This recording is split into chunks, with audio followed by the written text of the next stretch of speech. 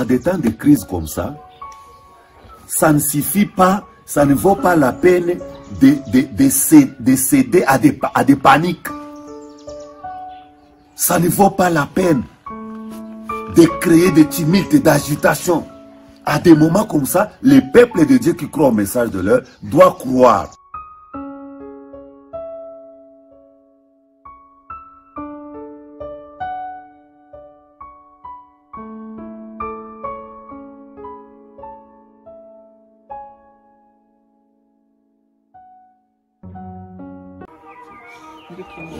Que le Seigneur vous bénisse richement.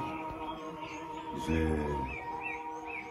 remercie Dieu encore cet après-midi pour cette grâce exceptionnelle qu'il m'accorde encore d'apporter une petite exhortation au peuple de Dieu partout où il se trouve.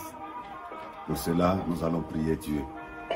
Seigneur notre Dieu, notre Roi, merci infiniment pour cet après-midi particulier que tu nous donnes de venir dans ta présence afin d'apporter une exhortation autour de la parole de Dieu. Je m'abandonne entièrement à toi. Est-ce que les 15 minutes à 20 minutes que nous allons passer en compagnie de tes enfants soient une grande bénédiction. Bénis la lecture de la parole et le reste du programme. Au nom du Seigneur Jésus-Christ, je prie ainsi. Amen.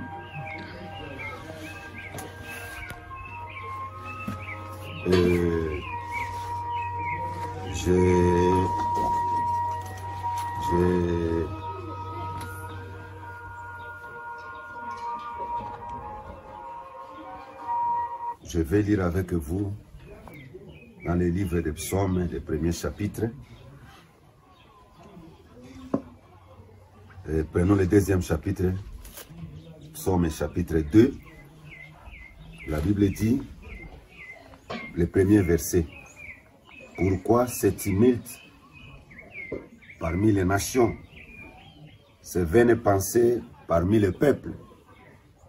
Pourquoi les rois de la terre se soulèvent-ils et les princes se liguent-ils avec eux contre l'Éternel et contre son oint?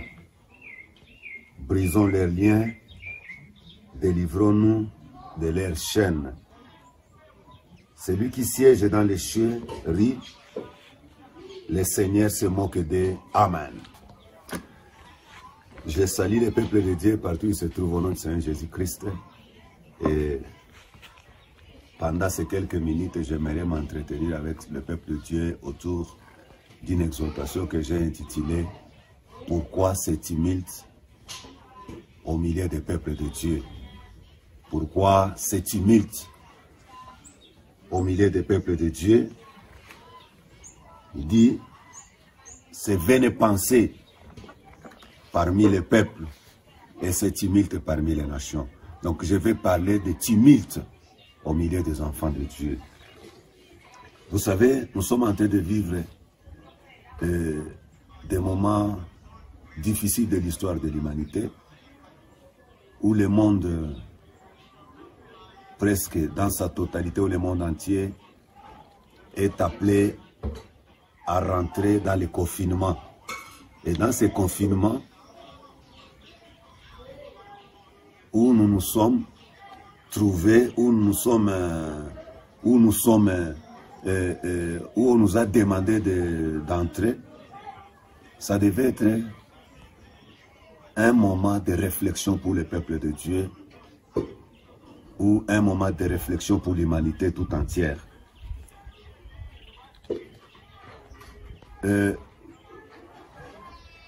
Aucun malheur ne peut atteindre la ville si l'Éternel n'a pas permis ça. Et cette pandémie qu'on appelle coronavirus qui est en train de ronger la terre aujourd'hui, d'une manière ou d'une autre, quand nous regardons les événements avec les prophétiques, quelque part les prophètes en parlent. Alors, ces événements, quand ils arrivent, ils amènent de l'agitation, les tumultes, les soulèvements, des questions. Et toute cette agitation devait réveiller la conscience des gens qui s'appellent chrétiens. Les prophètes dédiés William Branham, il nous dit, dans la prédication appelée l'attitude de qui est Dieu, paragraphe 8, il dit, des plaies, des germes et des maladies sont déjà produits pour être répandus parmi les nations. Il ajoute, il dit, aucun médecin ne sait même pas comment traiter cela. Oh Dieu, il nous faudra donc croire dans la guérison divine, comme les nations produisent ces germes et les accumulent pour les larguer par des bombes, et des millions en mourront dans l'espace d'une heure. Le prophète dit, quand ces maladies viennent, il nous faudra croire. Quand ces pandémies viennent, la guérison, ce n'est pas chez les médecins. Il faudra croire la parole de Dieu. Et le prophète dit que ces maladies qui viennent, quand on essaie de les comparer au cancer, le cancer n'est rien. La Bible dit qu'il viendra des temps où les hommes pourriront debout. Et les oiseaux viendront manger leur chair. Le cancer par rapport à ces maladies, c'est comme un mal de dents. Et quand il y a des problèmes qui arrivent comme ça, dans les naturels, les grands de ce monde, ils se réunissent pour trouver des solutions. Ils réunissent des chercheurs naturels. Le prophète dit que nous avons aussi des chercheurs spirituels. Ils réunissent des chercheurs naturels. Le prophète dit, nous avons aussi de la recherche spirituelle. Nous devons aussi aller dans la recherche spirituelle. Le prophète dit, ils réunissent des grandes têtes pensantes, des grands chercheurs, des grands intellectuels pour essayer de trouver la solution au problème. Mais quand vous sondez la parole de Dieu et les Écritures, le prophète dit aussi qu'à des moments comme ça, il faut des conférences. Le prophète dit qu'il faut appeler des conférences où on appelle la crème spirituelle, ou des anciens, ou des grands dans les domaines spirituels, pour trouver aussi une solution. Si aujourd'hui il y a des conférences ça et là, à Genève, partout, à Nairobi, partout, pour trouver la solution par rapport à la pandémie, on devait aussi avoir une conférence pour trouver des solutions à des problèmes qui concernent l'épouse de Dieu. C'est pourquoi il a dit, dans la prédication appelée la conférence, il dit, généralement, une conférence est convoquée en temps de crise. Et nous sommes dans les temps de crise. En temps de crise, on fait venir tous les meilleurs intellectuels, des hommes qui semblent connaître mieux, et on les rassemble. Des têtes, des fils des nations, des têtes des organisations, des têtes des sociétés commerciales. Quand une crise surgit, on rassemble ces hommes, ils y siègent et se servent de ce qu'ils ont de meilleur pour résoudre les problèmes. Ça, c'est William Branham qui l'a dit. Je suis dans la conférence le 25 novembre 1960, le paragraphe 13.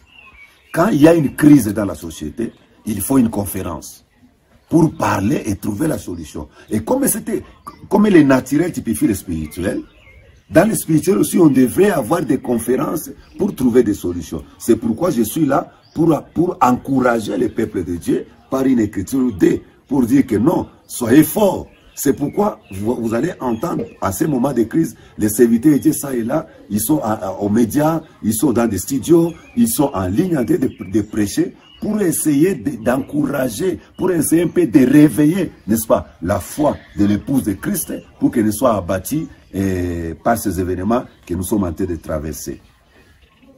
Qu'est-ce qu'un tumulte? Qu'est-ce qu'un tumulte? Parce que les prophètes, la parole de Dieu nous dit dans la bouche du roi David, pourquoi ce tumulte parmi les nations? Pourquoi ces vaines pensées parmi les peuples? Pourquoi? C'est la question, c'est pourquoi j'ai posé aussi la question, pourquoi ce tumulte parmi les peuples de Dieu?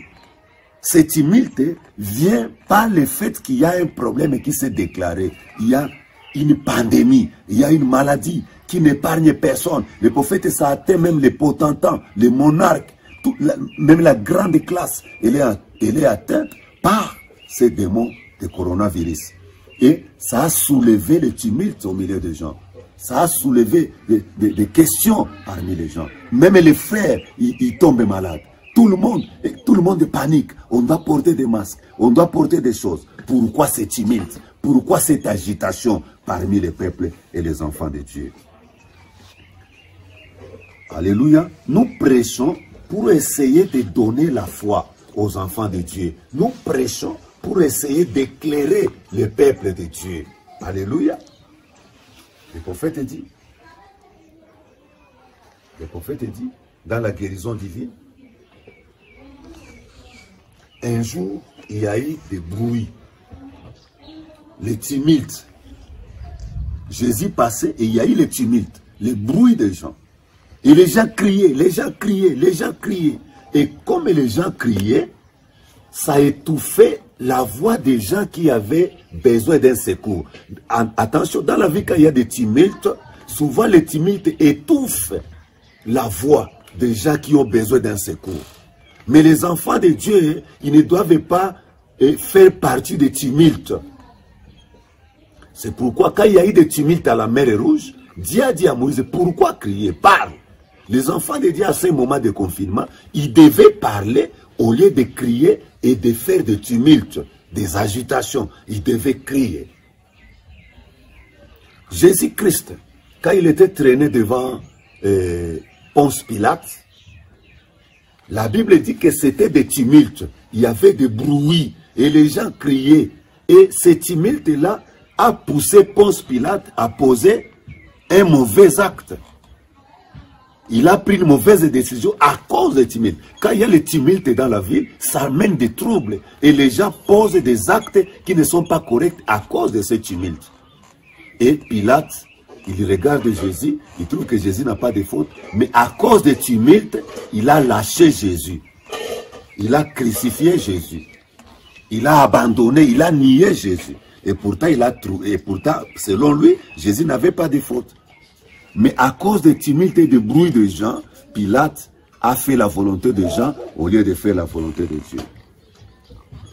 Un jour, Jésus passait, il y a une grande foule, et il y avait des tumultes. Les gens se posaient beaucoup de questions. Les gens criaient, les gens criaient. Et au milieu de la foule, il y avait des gens qui avaient besoin d'être guéris. Écoutez ceci. Et comme il s'éloignait en marchant, l'autre criait, « Fils de David, aie pitié de moi. » Il y avait probablement 1000 personnes ou plus de 1000 qui criaient au même moment, disant différentes choses. Le prophète dit, « Je doute que Jésus ait même entendu sa voix. » Mais ce qui s'est passé malgré tout, ce qui était en face de lui, la foi de ce seul homme qui était dans cette condition-là, un pauvre, un proscrit, un aveugle et un mendiant, je parle de l'aveugle Bartimée, l'arrêta. L'arrêta. Et l'a arrêté au milieu de la route. La foi d'un mendiant l'a arrêté malgré tout ce qui était devant lui. Il s'est arrêté, il a regardé autour de lui pour voir de qui il s'agissait. Il a senti ces petits coups de foi tirés contre quelque chose. tirer quelque chose de lui. Alléluia. Il sait même, et le prophète dit, la foi d'une personne dans cette salle peut faire qu'il se retourne et arrête le chier. Au milieu de tumulte, au milieu de bruit, il faut une foi. Même si le monde est en pleine agitation, il faut que les enfants de Dieu aient la foi. Alléluia. Dans le tumulte, dans le bruit, il faut que le peuple de Dieu ait la foi. Je vais terminer parce qu'on n'a pas beaucoup de temps. Le prophète dit, laissez-moi lire quelques citations que je voulais partager avec vous. Dans l'aveugle Bartimée prêché le 7 avril 1956, paragraphe 20, le prophète dit, mais pour commencer, Dieu est parfait. Il est parfait tout au long. Il le sera et il sera toujours parfait.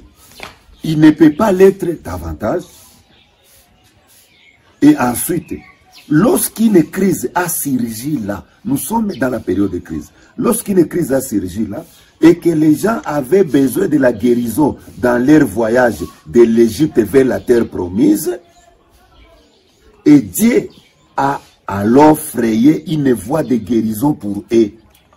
Quand il y avait cette crise, Dieu a frayé une voie de guérison pour eux.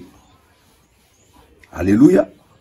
Et Dieu a alors frayé une voie de guérison pour eux. Parce que les gens en avaient besoin. Alléluia. Leurs médecins ne pouvaient pas les aider comme aujourd'hui. Et les serpents les mordaient et les gens mouraient. Et tous les remèdes qu'ils appliquaient ne guérissaient pas. Et si Dieu a pourvu à la guérison pour eux à l'époque, et qu'aujourd'hui on a les cancers, les maladies cardiaques et les maladies que nos chers médecins n'arrivent pas à traiter. Je saute. Paragraphe 21. Et si nos médecins n'arrivent pas à trouver quelque chose pour nous aider, ne pensez-vous pas que Dieu est obligé de faire quelque chose? Si la même sorte de crise surgit, docteur Moïse, là-bas, il avait été formé dans toute la sagesse des Égyptiens. Et aucun de leurs médecins qu'ils avaient, vous voyez, vous voulez me dire, ces bergers, hébreux, fités, qui ont toujours été des gens intelligents, économes, ayant tous les remèdes, et tout avec eux, et qu'ils ont essayé de soigner une morsure de serpent. Oh, alors, il y avait beaucoup de serpents à ces jours-là. Mais leur morsure, leur remède contre la morsure de ces serpents ne marchait pas. Alors Dieu était donc obligé d'agir. Et il a agi toujours en des temps de crise. En des temps de crise comme ça, ça ne suffit pas, ça ne vaut pas la peine de céder à des paniques.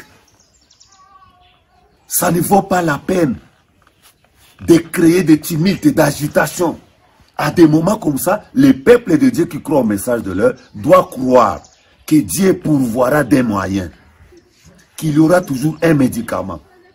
Et que dans les tumultes, dans les bruits qui circulent, il y aura toujours une foi qui va s'élever et Dieu s'arrêtera pour écouter. Que les tumultes n'étouffent pas nos foi. Que les tumultes n'étouffent pas ta foi. Même quand les gens sont agités, même quand le monde est agité, que cela ne puisse pas étouffer la foi. Par contre, élève ta foi. Saisis la main de Dieu, comme au temps d'Abraham. Dieu s'arrêtera. Il s'est arrêté parmi les tumultes. Au temps de Bartimée, de l'aveugle Bartimée. Il y avait beaucoup de bruit, mais Bartimée criait. Ce n'est pas la voix de Bartimée qui avait arrêté Jésus. C'était la foi que Bartimée avait élevée qui avait arrêté Jésus au milieu des tumultes. Aujourd'hui encore, il y a un grand tumulte. Mais que ce tumulte-là n'étouffe pas ta foi, mais que ta foi grandisse, que ta foi grimpe jusqu'à saisir la main de Dieu pour que Dieu nous vienne au secours. Je vais... Oh là là. J'avais beaucoup de choses à dire ici, mais je n'ai pas beaucoup de temps. Le prophète dit, il dit le prophète ici, il dit, toujours la tempête qui approche, paragraphe 134, prêché le 29 janvier 1960, la tempête qui approche, paragraphe 134 et 135. Il dit, nous voyons les journaux et la tempête qui approche. Lorsque vous rentrerez chez vous ce soir, faites-moi une faveur, n'allez pas au lit avant de lire Apocalypse 8. Voyez les fléaux et la tempête qui approche et qui frappe la terre. Et les tonnerres et les éclairs ébranleront les cieux. Les malheurs frapperont la nation. Les hommes pourriront dans leur chair. Les maladies les frapperont dont les médecins n'en savent rien. 135. Mais rappelez-vous, avant que cela n'ait lieu, un scellement fit fait. Dieu avait posé les sceaux. Un sceau fit donner. Et les anges de la mort, avec leur fléau, avaient reçu de Dieu cet ordre. Ne vous approchez pas de ceux qui ont les sceaux de Dieu sur leur front. Amen. Un ordre a été donné de protection des enfants de Dieu. Il est dit dans l'adoption, paragraphe 88, donc adoption prêchée le dimanche 22 mai 1960 soir. Mais souvenez-vous, il a été interdit à ce jour-là, à cette chose horrible, de toucher à ceux qui avaient les sceaux de Dieu. Voilà ce que nous nous efforçons de faire maintenant, d'entrer et d'être placés à notre position dans le royaume de Dieu avant que ces fléaux horribles ne s'abattent. Amen. Pourquoi ce tumulte parmi les nations? Pourquoi ces cris? Pourquoi tout ça? Pourquoi ce tumulte? Pourquoi cette agitation? Pourquoi ce tumulte? Au milieu de ce tumulte, élevons la foi comme l'aveugle Bartimée, comme la femme à la perte de sang. Quand il y a des tumultes, l'agitation, le monde entier s'agite, que le peuple de Dieu soit apaisé. Dieu qui avait protégé, quand il y a eu le fléau des serpents qui mordaient les enfants d'Israël dans le désert, il y a eu encore des tumultes. Mais le prophète dit, Dieu avait pourvu des moyens. Aucun hébreu ne pouvait soigner cette maladie-là. Mais Dieu avait pourvu des moyens. Et le prophète, et la parole dit, si un homme pouvait guérir cette maladie-là, peut-être que cet homme-là porterait la gloire. Mais Dieu a voulu prendre un serpent d'airain.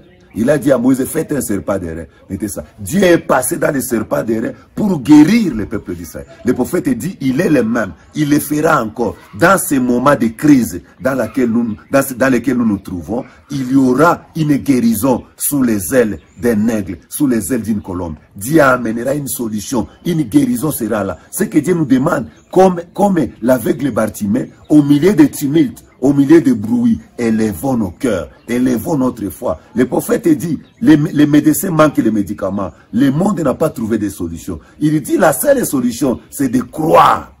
Si nous croyons, le coronavirus n'aura pas d'effet au milieu des peuples.